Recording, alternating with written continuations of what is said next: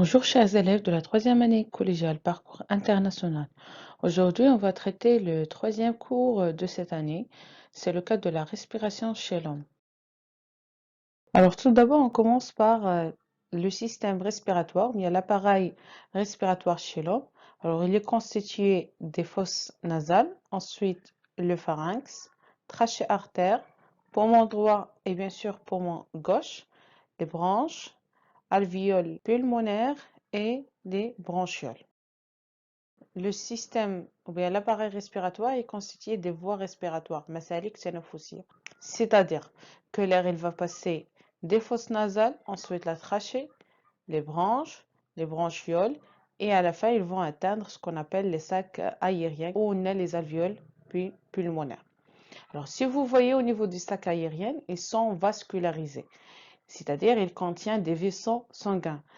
Alors, un sang entrant dans les poumons qui est riche en CO2 et pauvre en O2, et par la suite, il va être enrichi à la sortie, il va être enrichi en dioxygène et appauvri en dioxyde de carbone.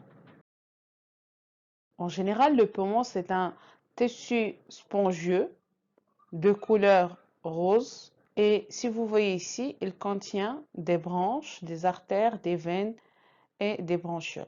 Alors en général, l'appareil respiratoire est constitué des voies respiratoires, les homas, le nez, ensuite la trachée, ensuite bronchioles et alvéoles pulmonaires, et il est constitué des deux poumons, poumon droit et poumon gauche. Alors si vous voyez dans cette animation, si on inspire ou bien on expire, on a une structure au-dessous des poumons qui bouge. C'est ce qu'on appelle le diaphragme, al-hajiz.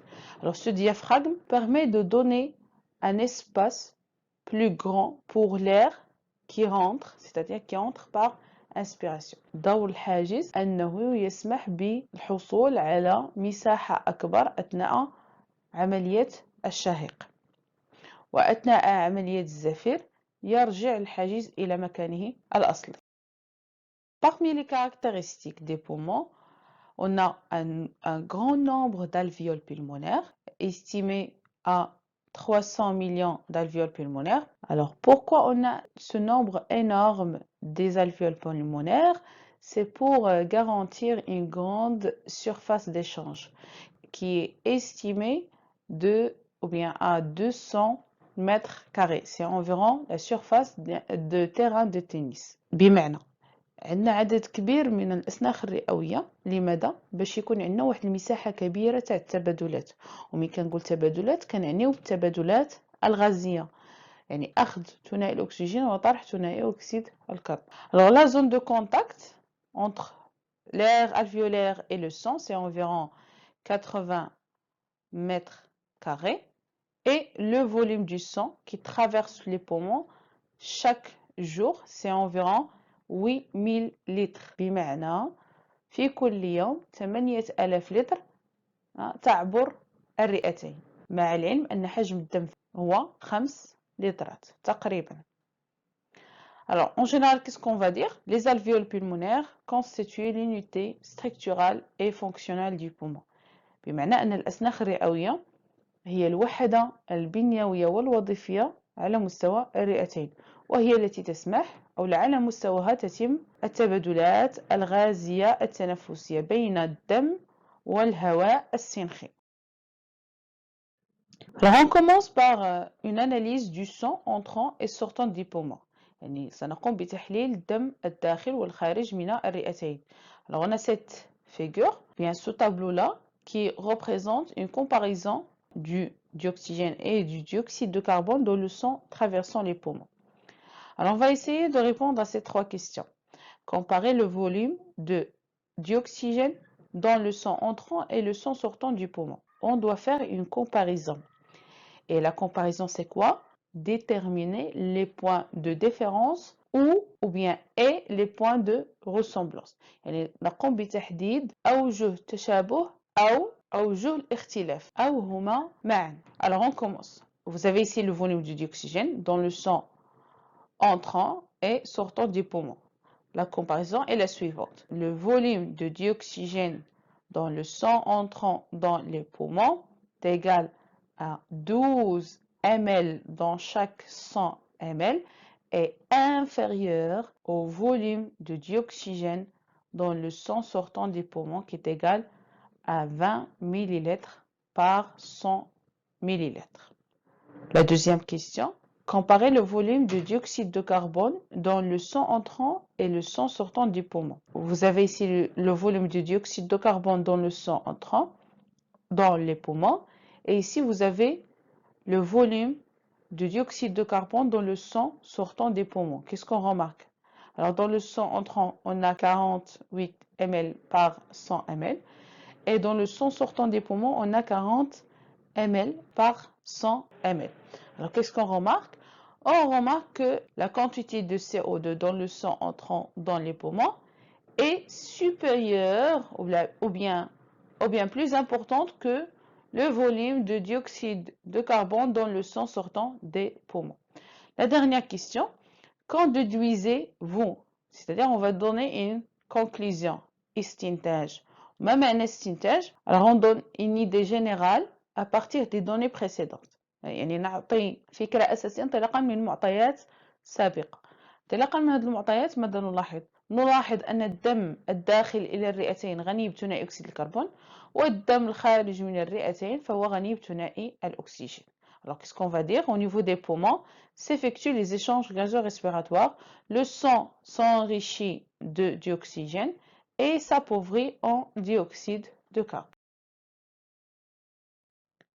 Alors maintenant, quels sont les mécanismes des échanges gazorespiratoires au niveau des alvéoles pulmonaires? Alors, comme vous savez bien que l'air inspiré il est riche en dioxygène et l'air expiré il est riche en dioxyde de carbone.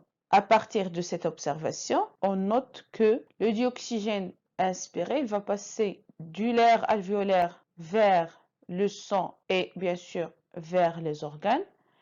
Et le dioxyde de carbone, il passe des organes vers le sang, bien les capillaires sanguins, ensuite vers les alvéoles pulmonaires et par la suite à l'extérieur. أشنو كيتضح لنا من هاد l'animation؟ أن ثنائي الأكسجين يمر عبر الأسناخ الرئوية ثم عبر الدم نحو الأعضاء، في حين أن ثنائي أكسيد الكربون ينتقل من الأعضاء نحو الشعيرات الدموية على مستوى الرئتين ثم عبر الأسناخ الرئوية وبعد ذلك إلى الهواء الخارجي. ولكن السؤال المطروح الآن هو علاش كناخدو ثنائي الأكسجين وعلاش كنطرحو ثنائي أكسيد الكربون؟ بمعنى علاش ما عندناش العكس؟ علاش ما كناخدوش ثنائي أكسيد الكربون كنطرحو ثنائي الأكسجين؟ Alors pour répondre à cette question, on a cet exercice. Alors ici vous avez l'air alvéolaire, vous avez ici les capillaires sanguins associés à ces alvéoles pulmonaires. Ici vous avez le sang venant des organes et le sang sortant vers les organes. Et on a bien sûr les deux gaz respiratoires CO2 et O2. Alors المعطى اللي تزاد في هذا التمرين هو ce qu'on appelle la pression partielle. الضغط الجزيئي للغازات. Ici vous avez PCO2 et ici vous avez PO2. Alors on va essayer de lire l'exercice et de répondre à ces 4 questions. Les échanges gazorespiratoires dépendent du principe de répartition suivant. Le gaz se déplace à travers une membrane perméable du milieu le plus concentré vers le milieu moins concentré. Alors en général, les gaz se déplacent d'un milieu le plus concentré vers un milieu moins concentré. الغازات بشكل عام تنتقل من وسط ذو تركيز مرتفع نحو وسط ذو تركيز منخفض، أو نقول بطريقة أخرى أن الغازات تنتقل من ضغط مرتفع إلى ضغط منخفض. Tout ça c'est bien sûr à travers une membrane semi-perméable. نعطيكم أبسط مثال، أنكم مثلا في جوج ديال الغرف، غرفة فيها 100 شخص وغرفة فيها شخصين، وبالتالي اوتوماتيكمون جزء كبير من الأشخاص اللي في الغرفة الأولى غيمشيو للغرفة الثانية لتخفيف الضغط. Alors cette propagation se maintient jusqu'à ce que les deux milieux soient de même pression en kilopascal. يعني هاد الانتشار ديال الغازات أو تحرك الغازات يستمر إلى حدود تساوي الضغط في كلا الوسطين. C'est la pression exercée par les molécules du gaz sur la paroi des alvéoles. شنو معنى الضغط الجزيئي؟ بمعنى الضغط اللي كتطبقوا هاد الجزيئات اللي هي في هاد الحالة CO2 و O2 على جدار، مثلا هنا جدار الأسنخ الرئوية أو جدار الشعيرات الدموية. Alors on va essayer maintenant à répondre à ces questions. Comparer la pression de dioxygène et la pression de dioxyde de carbone entre le sang entrant dans l'alvéole et celui de l'air alvéolaire. C'est-à-dire ici dans le sang entrant d'alvéole et dans l'air alvéolaire. Bien sûr, comme on a fait la comparaison, on détermine les points de différence ou bien de ressemblance. Alors on commence. Alors PCO2 ou bien la pression de dioxyde de carbone dans le sang venant de l'organe est égale à 6,1 kPa est supérieure à la pression de dioxyde de carbone dans l'air alvéolaire qui est égale à 5,3 kPa. Ça c'est pour le dioxyde de carbone. On passe à la pression de dioxygène. La pression de dioxygène dans le sang venant de l'organe est égale à 5,3 kPa et inférieure à la pression de dioxygène dans l'air alvéolaire qui est égale à 13,3 kPa. Alors toujours في la comparaison اول حاجه كنحددوا المتغير اللي غادي نقارنوا كنحددوا لي شيفر ولي زونيتي وكنحددوا شكون اللي سوبيريور وشكون اللي انفيريور وإلا كانت عندنا l'égalité كنقولوا ils sont égaux. Deuxième question, comparer la valeur de la pression de dioxygène et de la pression de dioxyde de carbone du sang sortant de l'alvéole et l'air alvéolaire. Alors, bien sûr, on va comparer cette fois-ci les pressions des deux gaz dans l'air alvéolaire et dans le sang sortant vers les organes, c'est-à-dire ces valeurs et ces valeurs. Qu'est-ce qu'on remarque? On remarque que ces pressions sont égaux. Ici, vous avez PCO2 égale 5,3 kPa, la même chose ici, PCO2 égale à 5,3 kPa. La même chose pour le dioxygène. Alors, la pression c'est 13,3 kPa. Ici, la même chose, c'est 13,3 kPa. Alors, pourquoi on a cette égalité ici? علاش عندنا تساوي الضغط في هاد جوج ديال المناطق باش ما يمرش ثنائي اكسيد الكربون للدم المتجه نحو الاعضاء وباش ما يمرش ثنائي الاكسجين الى الهواء السنخي، لان الا مر ثنائي الاكسجين للهواء السنخي ما غاديش يستافد منه الخلايا او الاعضاء. Déduire le sens de déplacement de O2 et CO2. Bien sûr, le sens de O2 et CO2 dépend de la loi de répartition des gaz. C'est-à-dire, les gaz se déplacent d'un milieu le plus concentré vers un milieu moins concentré. Ou bien, الغازات تنتقل من وسط ذو ضغط مرتفع نحو وسط ذو ضغط منخفض. وبالتالي CO2 il va passer du sang vers l'air alvéolaire لأن 6.1 كيلوباسكال أكبر من 5.3 كيلوباسكال et O2 ou bien le dioxygène il va passer du l'air alvéolaire vers le sang لأن عندنا هنا 13.3 كبر من 5.3. La dernière question, conclure l'importance de renouvellement de l'air alvéolaire. Alors l'inspiration et l'expiration يعني هاد التهوية الرئوية. Alors الدور ديال هاد التهوية هو يتم تجديد الغازات التنفسية بشكل دائم على مستوى الأسنان الرئوية وعلى مستوى الرئتين بشكل عام بحيث au moment de l'inspiration on prend une grande quantité de dioxygène et au moment de l'expiration on rejette une grande quantité de dioxyde de carbone. Alors on passe maintenant aux échanges gazeux au niveau des organes et on a pris l'exemple de muscle frais. Alors on a pris un muscle frais et on le suspend dans un flacon fermé qui contient l'eau de chaud limpide et on introduit une sonde liée avec l'oxymètre. Et l'oxymètre c'est un appareil qui mesure la quantité de dioxygène dans le milieu. Alors ça c'est au début de l'expérience et ici vous avez la fin de l'expérience. Qu'est-ce qu'on remarque? On remarque, la première remarque c'est que l'eau de chaud se trouble à la fin de l'expérience. Et l'eau de chaud bien sûr c'est un indicateur de la présence de dioxyde de carbone. Si le milieu contient le dioxyde de carbone, l'eau chaude se trouble. S'il ne contient pas le dioxyde de carbone, il reste limpide ou bien il reste clair. ماء الجير فهو سائل يكشف عن تواجد ثنائي أكسيد الكربون في الوسط. إذا تعكر ماء الجير فهذا يدل على أن الوسط يحتوي على ثنائي أكسيد الكربون، وإذا بقي ماء الجير صافي فهذا يدل على أن الوسط لا يحتوي على ثنائي أكسيد الكربون.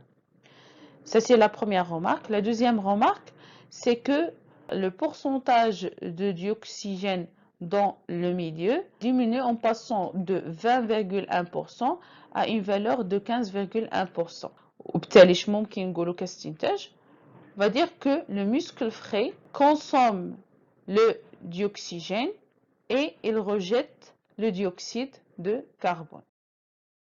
La même remarque, on la voit au niveau des organes. Par exemple, ici, on a le cerveau, les muscles, le cœur et les reins. Ici, vous avez la quantité de dioxyde de carbone dans le sang sortant et entrant des organes et la quantité de dioxygène dans le sang sortant et entrant de ces organes. Alors, qu'est-ce qu'on remarque? On remarque que la quantité de CO2 dans le sang sortant des organes est supérieure à la quantité de CO2 dans le sang sortant de ces organes. Et la deuxième remarque, c'est que la quantité de O2 dans le sang entrant est supérieure à la quantité de dioxygène dans le sang sortant de ces organes. Et alors, qu'est-ce qu'on va conclure? Que au niveau des organes, s'effectuent des échanges gazeux respiratoires avec le sang. Il rejette le dioxyde de carbone et il prend ou bien il consomme le dioxygène. Mais la question qui se pose maintenant, d'où vient le dioxygène et où va le dioxyde de carbone? Pour répondre à cette question, voyons de près comment ces échanges se produisent au niveau cellulaire. Alors on a cette figure qui représente les vaisseaux sanguins au niveau des organes. Et bien sûr, comme vous savez, les organes ils sont constitués des cellules. Alors pour la légende, les flèches, la flèche noire représente le sens de diffusion de dioxyde de carbone. La flèche rose représente le sens de diffusion de dioxygène. Et vous avez les pressions partielles de ces deux gaz. Alors, on va essayer de répondre à ces deux questions. Comparer le PO2 et PCO2 dans le sang et les cellules. Alors, la pression de dioxyde de carbone dans le sang entrant dans l'organe est égale à 40 et inférieure à la pression de dioxyde de carbone au niveau des cellules qui est supérieure à 46. La pression de O2 au niveau du sang entrant dans l'organe est égale à 100 et supérieure à la pression de dioxygène dans les cellules qui est inférieure à 40. وبالتالي اش غيوقع حسب مبدأ انتشار الغازات لأن الغازات تنتشر من وسط ذو ضغط مرتفع نحو وسط ذو ضغط منخفض وبالتالي كنلاحظوا هنا عندنا 40 وهنا عندنا 46 هنا عندنا 40 وهنا عندنا 100 وبالتالي O2 il va passer du sang vers les cellules et le dioxyde de carbone il passe du cellule vers le sang. C'est la réponse de la deuxième question. Alors, هذا هو le sens de la diffusion des gaz. Alors, les gaz, ces deux gaz, ils ont un sens inverse.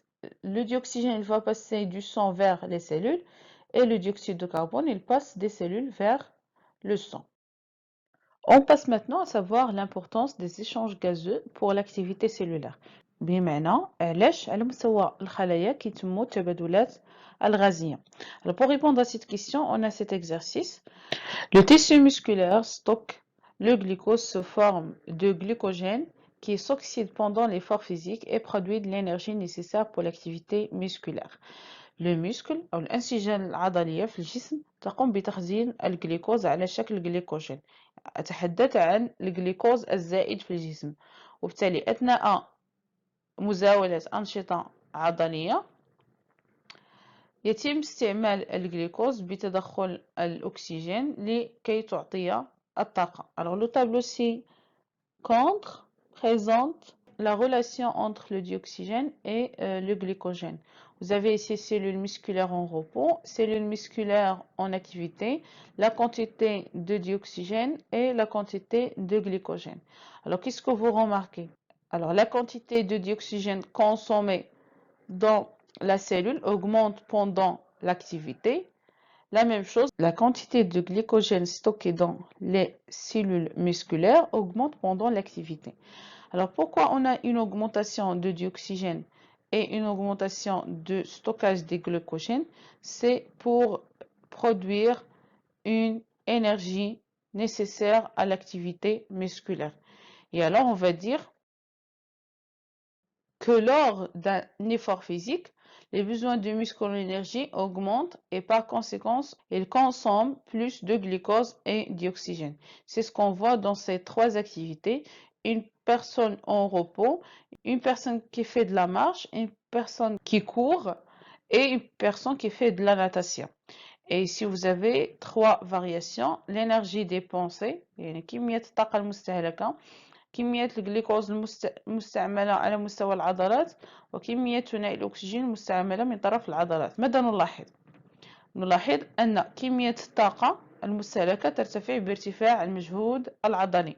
في نفس الوقت كمية الأكسجين أيضا ترتفع وكمية الجليكوز ترتفع حسب المجهود العضلي.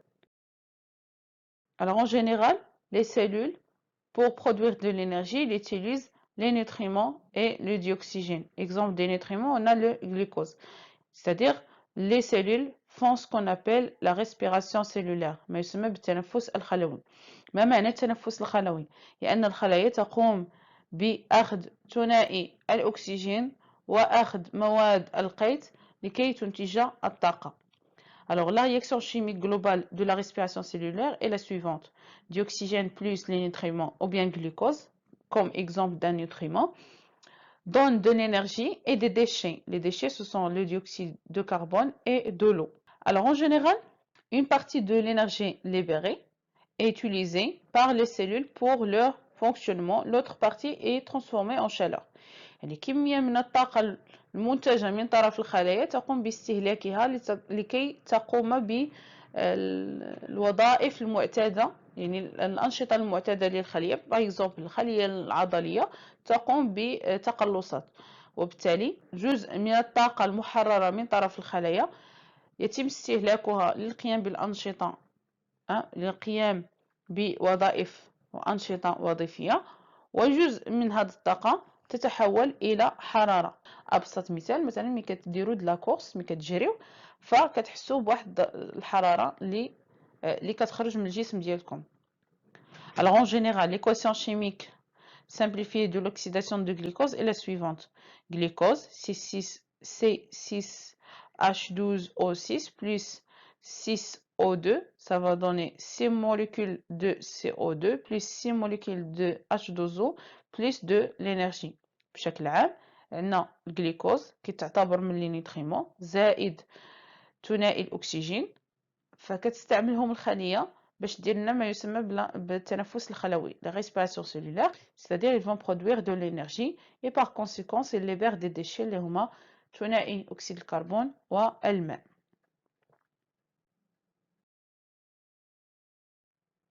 Alors en général, le sang entrant aux organes, par exemple ici vous avez le muscle, est enrichi en dioxygène et des nutriments.